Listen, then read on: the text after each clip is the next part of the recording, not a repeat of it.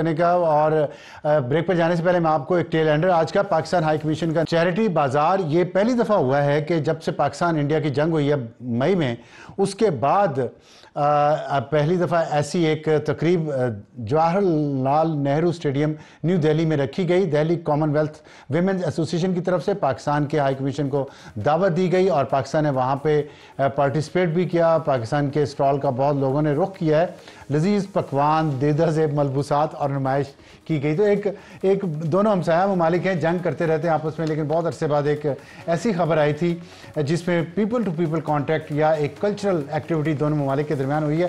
بہت چھوٹے لیول پہ ہے لیکن لگتا ہے کہ کچھ نہ کچھ سردیوں میں کچھ برف تو پگھلی ہے. وقت بریک کے بعد واپس آئیں گے تمہارا آج کا ہاٹ ایشو.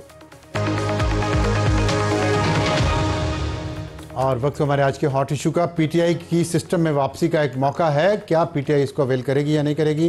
ہمیں جوائن کیا ہے علی محمد خان صاحب, رکن قومی اسمبلی اور رہنما پاکستان تحریک انصاف. علی محمد خان صاحب, میں 27ویں ترمیم پہ آپ کی رائے لینے سے پہلے ایک اور ایشو پہ بات کرنا چاہتا ہوں. مختصراً ذرا آپ بتائیے گا اس پہ. سہیل آفریدی جو چیف منسٹر خیبر پختونخوا ہیں, انہوں نے یہ کہا ہے, ایک بہت ہی متنازع سٹیٹمنٹ دی ہے انہوں نے مسجدوں کے حوالے سے. اس کی بہت زیادہ تنقید ہوئی ہے, اس بات پہ مذمت کی ہے لوگوں نے. آپ کیا کہتے ہیں, انہوں نے یہ سٹیٹمنٹ کیوں دی؟ کیا اس میں کچھ سچائی ہے؟ اگر ہے تو ثبوت کیوں نہیں دیے؟ بسم اللہ الرحمن الرحیم. اللہم صلی علی محمد و علی محمد. بہت شکریہ افسر صاحب. دیکھیں, مجھے ذاتی طور پہ تو علم نہیں ہے, اس کی کوئی انفارمیشن میرے پاس نہیں ہے, لیکن انہوں نے بات کی ہے. دیکھیں, گائیڈ لائن تو پارٹی کے لیے وہی ہے جو عمران خان صاحب کی ہے کہ ملک بھی میرا ہے اور فوج بھی میری ہے. لیکن اگر کوئی ایسا انسیڈنٹ ہوا ہے اس کی تحقیقات میرے خیال میں ہونی چاہیے. کنٹروورشل بنا دینا, خطرناک الزامات, جھوٹے الزامات. جی, میں وہی عرض کر رہا ہوں کہ اس کی انفارمیشن سی ایم صاحب کے پاس اگر ہو تو اس کی تحقیقات ہونا جو ہے وہ لازمی ہے, وہ ضروری ہے. کسی بھی مناسب فورم پہ, کوئی جوڈیشل فورم بھی ہو سکتا ہے, کوئی بھی ایسا فورم جس پہ سب کو اعتماد ہو, کیونکہ ان کا عہدہ بڑا اہم ہے اور ان کی طرف سے یہ بات جو آئی ہے. تو میرے خیال میں جب تک اس کی تحقیقات نہ ہو جائے اس پہ بات کرنا میں تو مناسب نہیں سمجھتا. انویسٹیگیشن اس کی ہونی چاہیے کیونکہ بڑے سیویئر ایلیگیشنز ہیں. تو انہیں جب تک انویسٹیگیشن نہیں ہوتی, نتائج نہیں آتے, تب تک انہیں اپنا یہ سٹیٹمنٹ واپس لے کے معذرت نہیں کرنی چاہیے؟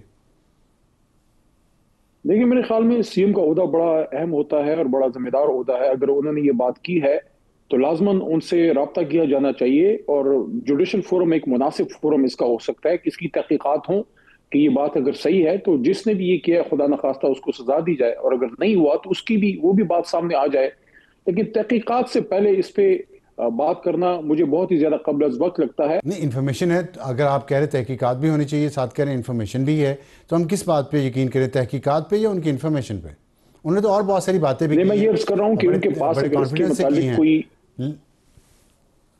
میں عرض کر رہا ہوں کہ ان کے پاس اگر اس کی کوئی انفارمیشن ہے تو اس کی تحقیقات ایک مناسب فورم پہ ہونی چاہیے کہ یہ بات یہ کہاں ہوئی اور اس میں کیا کون انوالو ہے, انوالو نہیں ہے. جب تک اس کی کوئی انفارمیشن نہیں ملتی, اس کی کوئی تحقیقات نہیں ہوتی, اس پہ تو کامنٹ کرنا مناسب نہیں ہے. لیکن انہوں نے بات کی ہے, اتنے ہائی فورم سے آئی ہے, تو اس کی پراپر فورم پہ انویسٹیگیشن ضرور ہونی چاہیے. تو انویسٹیگیشن سے پہلے اس طرح میڈیا سے بات کرتے ہوئے الزامات لگا دینا ایک آئینی عہدیدار کی طرف سے, آپ سمجھتے ہیں یہ مناسب ہے ریاست پاکستان کے لیے, پاکستان ملک کے لیے؟ ان حالات میں جب اس وقت ملک میں ایک صورتحال ایسی ہے کہ جنگ کی حالت میں ہے, دہشت گردی کا ایک مسئلہ بھی ہے, تو اس لیے مناسب ہوگا کہ اس پہ مزید بات کرنے سے پہلے اس کی ایک بڑے مستند فورم پہ, جو میرے خیال میں جوڈیشل کمیشن ہی شاید ہو سکتا ہے, اس کے نیچے تحقیقات کر لی جائیں تاکہ یہ بات سامنے آ جائے کہ یہ واقعہ اگر ہوا ہے تو کب ہوا اور کہاں ہوا.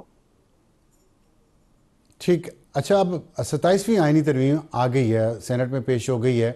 اس پہ ایک ویو یہ آ رہا ہے کہ پاکستان تحریک انصاف اس کو مخالفت نہیں کرے گی. سپورٹ تو ظاہر ہے آپ کے لیے کرنا شاید آسان نہیں ہوگا, لیکن مخالفت نہیں کرے گی, پاس ہونے دے گی اگر قومی اسمبلی میں محمود حفیظ الزئی کو leader of the opposition declare کر دیا جائے اور سینٹ میں علامہ ناصر عباس کو leader of the opposition notify کر دیا جائے, جیسا کہ عمران خان نے ان کو نامینیٹ کیا ہے.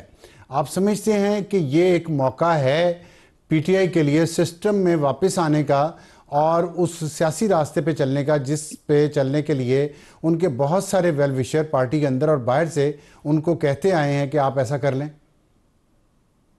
ابصار صاحب میرے علم میں ایسی کوئی بات نہیں ہے کہ اس کو پوزیشن لیڈر کی چیز سے جوڑ دیا گیا ہے. یہ تو پاکستان کے لیے ایک بہت اہم چیز ہے. آئینی ترمیم، آئین میں ترمیم تو ایک بہت اہم معاملہ ہے. میرے خیال میں دیکھیں، ہم اس کی تب تک سپورٹ نہیں کر سکتے جب تک قومی اسمبلی میں یہ چیز ہمارے سامنے نہ آئے اور اس کو دیکھ کے پھر عمران خان صاحب سے اس پہ مشورہ نہ کر لیا جائے بغیر عمران خان صاحب کی اجازت کے. ان کے نالج میں لائے. سابق وزیر اعظم ہیں، ہماری جماعت کے فاؤنڈنگ چیئرمین ہیں اور اس ملک کے سب سے بڑے لیڈر ہیں. ان سے بات کیے بغیر، ان سے اجازت لیے بغیر تحریک انصاف میں سے کوئی کس طرح اس کو سپورٹ کر سکتا ہے؟ اگر کوئی اس کو کسی اپوزیشن لیڈر کی سیٹ سے نتھی کر رہا ہے وہ تو بہت چھوٹی چیز ہے. آئینی ترمیم تو بہت بڑی چیز ہے اور وہ عمران خان صاحب کی اجازت کے بغیر مناسب ہی نہیں کہ ہم اس کو سپورٹ کریں. نہیں، میں نے سپورٹ کرنے کا نہیں کہا، میں نے کہا کہ مخالفت نہیں کی جائے گی اور پاس ہونے دیا جائے گا آرام سے اگر یہ دونوں نامینیشنز ہو جائیں تو. نہیں، ایسی کوئی چیز ابھی تک پارٹی میں ڈسکس نہیں ہوئی. پارلیمنٹری ہماری پارٹی کی میٹنگ 3 دن پہلے ہوئی تھی، اس میں ایسی کوئی چیز ڈسکس نہیں ہوئی. اور ایک اور چیز بھی دیکھیں ابصار صاحب، اس کو آپ کو اپریشیٹ کیجئے گا کہ عددی اکثریت تو اس وقت ہماری ریزرو سیٹیں ہتھیانے کے بعد، میں لفظ یوز کر رہا ہوں ہتھیانے کے بعد، اس پہ ڈاکہ مارنے کے بعد حکومت کے پاس آ گئی ہے. تو امید ہے کہ 26ویں آئینی ترمیم کی طرح اس دفعہ ایم این ایز کو اغوا یا اٹھانے کی ضرورت نہیں پڑے گی. آئی ہوپ میری الفاظ چل جائیں.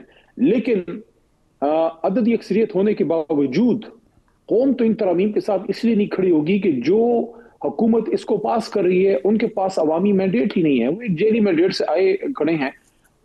ایک آئینی ترمیم کے پیچھے قوم کا کھڑا ہونا بہت ضروری ہے اور قوم تبھی کھڑی ہوگی جب تحریک انصاف سپورٹ کرے گی. اور تحریک انصاف ایسی کسی چیز کو سپورٹ نہیں کرے گی جو ملک کے مفاد کے خلاف ہو یا اس پہ ہمیں اعتماد میں نہ لیا جائے. اور اگر اعتماد میں لیا بھی جائے تو اس پہ آخری گو اہیڈ عمران خان صاحب کی طرف سے جب تک نہیں آئے گا، کم از کم ہم ایسی کسی چیز کو سپورٹ نہیں کر سکتے. میرے خیال میں مناسب طرز عمل شاید یہ ہوگا، میری ایک تجویز ہے، حکومت اس پہ عمل کرے نہ کرے، کہ آپ پیر والے دن یعنی پرسوں میرے خیال میں قومی اسمبلی میں شاید اس کو پٹ کر دیا جائے. تو وہ ڈرافٹ جب ہمیں مل جائے، ہمیں پھر اپروچ دی جائے، راستہ دیا جائے جناب عمران خان صاحب سے ملنے کا، کہ ہم اور ہمارے وکلاؤں کے ساتھ اس پہ بیٹھیں اور اس پہ سنجیدگی سے ڈسکشن ہو اور اس کے بعد ہم آپ کے پاس آئیں قومی اسمبلی میں کہ کیا ہم اس کے ساتھ کیا کرنے لگے ہیں. اگر عمران خان صاحب کو ہم سے علیحدہ کر دیا گیا ہے، ان سے ہماری بات نہیں ہو پا رہی اور ہم سے یہ توقع ہے کہ ہم یا اس کو اپوز نہ کریں یا اس کو سپورٹ کریں، دونوں صورتوں میں مناسب نہیں ہے. ہمیں اپنے لیڈر تک ایکسیس دی جائے تاکہ ہم ان ترامیم کو سامنے رکھ سکیں. ٹھیک ہے، ٹھیک. اچھا مجھے یہ فرمائیے گا کہ آپ ظاہر خود بھی بالغ ہیں، صاحب عقل ہیں اور ممبر قومی اسمبلی بھی ہیں، آپ میں بھی ایک اپنی سوچ بھی ہے، آزاد خود مختار انسان ہیں آپ، ظاہر غلام تو نہیں ہیں. آپ کی اپنی کیا سوچ ہے کہ یہ جو 27ویں ترمیم آئی ہے اس میں اچھی چیزیں ہیں جو ہونی چاہیے، پاس ہونی چاہیے، یا بالکل یہ ردی کی ٹوکری میں جانی چاہیے؟ ابصار صاحب، ہم نے تو اپنی آزادی کی قیمت میں اپنی حکومت گنوائی ہے. غلامی تو وہ کر رہے ہیں جن کی جان فارم 47 کے طوطے میں ہے. جہاں تک آپ کے سوال کا تعلق ہے، یس پاکستان کے مفاد میں کوئی بھی کام ہو، عمران خان یا تحریک انصاف اس سے کیسے پیچھے ہٹ سکتی ہے. لیکن اگر مفاد میں کوئی کام ہے تو پھر اتنی پردہ کیوں، اتنی پر اسراریت کیوں؟ چلیں میں آپ سے، آپ کو پردہ داری کو رہنے دیں، میں آپ سے کچھ چیزیں شیئر کر لیتا ہوں. NFC ایوارڈ میں تبدیلی کی بات ہے، تعلیم اور پاپولیشن پلاننگ مرکز کو واپس لانے کی بات ہے، بلدیاتی اداروں کے اختیارات کی بات ہے، آرٹیکل 243 میں امینڈمنٹ کی بات ہے. یہ میں نے موٹے موٹے سی چیزیں آپ کو بتائی ہیں. آئینی عدالت کی بات ہے. ان میں سے کون سی چیز میں علی محمد خان سے پوچھ رہا ہوں، ایک سیاستدان سے جو عوام کے ووٹ لے کے آیا اور ان کو جواب دیا کہ آپ کی اپنی کیا رائے ہے ان 4 5 6 چیزوں پہ جو میں نے آپ کو بتائی ہیں؟ ابصار صاحب دیکھیے، صوبائی خود مختاری پہ ہم کوئی کمپرومائز نہیں کریں گے اور اس کے ساتھ ساتھ آزاد جوڈیشری پہ کوئی کمپرومائز نہیں کریں گے. اور جو ابھی تھوڑا بہت میری نظر سے گزرا ہے، کیونکہ میں حلقے میں ہوں، تفصیل سے نہیں دیکھ پایا کوئی چیز، چونکہ قومی اسمبلی میں کوئی چیز پوٹی نہیں ہوئی تو عملی طور پہ تو ہمارے سامنے اس وقت کچھ بھی نہیں ہے. لیکن جو ججز کی ٹرانسفر ہے، جو سو موٹو پاورز ہیں، ان میں اگر آپ چینج کر رہے ہیں، سپریم کورٹ کو اگر آپ کمزور کر رہے ہیں، ایک آئینی عدالت کی جہاں تک بات ہے وہ ہمیشہ سے ڈسکشن میں رہی ہے کہ اس ملک میں کیا ایک آئینی عدالت ہونی چاہیے نہیں ہونی چاہیے، وہ ایک علیحدہ ڈیبیٹ ہے. لیکن سپریم کورٹ بطور ادارہ اگر ویک ہوتا ہے، خدا نہ خواستہ یا ججز کی ٹرانسفر کے معاملات، وہ تو بیوروکریسی بدقسمتی سے بن جائے گی. بیوروکریسی کو جس طرح پریشرائز کیا جاتا ہے، اگر ایک جج صاحب کو، محترم جج صاحب کو سیکورٹی آف ٹینور کا ہی نہیں پتا، باقی جہاں تک 243 کا تعلق ہے اور چیزوں کا، اس پہ ایک ڈیٹیل ڈسکشن کی ضرورت ہے. میں دوبارہ ہی کہہ رہا ہوں، پاکستان کے مفاد میں کسی چیز سے ہم پیچھے نہیں ہٹیں گے. بہت شکریہ محمد خان صاحب ہم سے بات کرنے کے لیے. یہ احتجاج پرائیویٹائزیشن تاخیر کا حربہ. آپ یقین شاید نہ کریں کہ پچھلے 35 سال سے 1990 سے پی آئی اے کو پرائیویٹائز کرنے کی کوششیں ہو رہی ہیں اس ملک میں، اور ہر بار وہ کوشش ناکام ہو جاتی ہے. اور پچھلے 35 سال سے پی آئی اے خسارے میں جا رہی ہے اکثر سالوں میں، اور حکومت کو ٹیکس پیئرز کا پیسہ ان کو دینا پڑتا ہے. اور پی آئی اے ظاہر ہے عام عوام تو استعمال نہیں کرتی، وہ لوگ استعمال کرتے ہیں جنہوں نے بیرون ملک سفر کرنا ہو یا پاکستان میں آرام دہ سفر کرنا ہو، جلدی سفر کرنا ہو، وہ جہاز کا سفر استعمال کرتے ہیں، جہاز استعمال کرتے ہیں. ان کے لیے عام ٹیکس پیئر سے پیسہ لے کے ہر سال حکومت اس کا خسارہ دور کرتی ہے.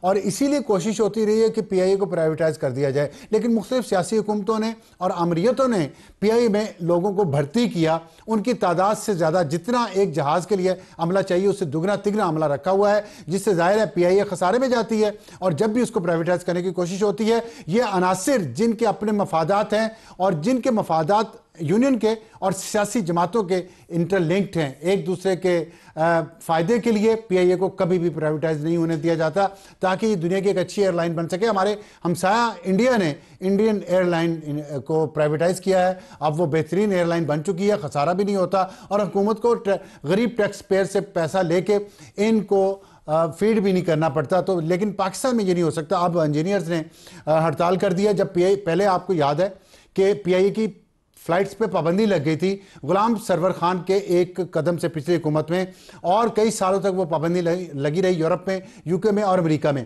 بڑی مشکل سے اس کو بحال کیا ہے تاکہ پی آئی اے کی جو ویلیو ہے وہ بہتر ہو اور ایک اچھی قیمت ملے. تو اب یہ انہوں نے انجینئرز نے ایک نیا پھڈا ڈال دیا ہے تاکہ اس کی ریپوٹیشن بہتر نہ ہو، کریڈیبلٹی بہتر نہ ہو. تو کیا یہ ملک دشمنی ہے یا وطن دوستی ہے؟ کیا ہے یہ؟ مفاد پرست لوگ خود سوچ رہے ہیں، وہ سیاسی جماعتیں اور ان کے ایجنٹ جو ان یونینز میں ہیں وہ سوچ رہے ہیں کہ ملک کا مفاد بہتر ہے، یا چند لوگوں کی کرپشن.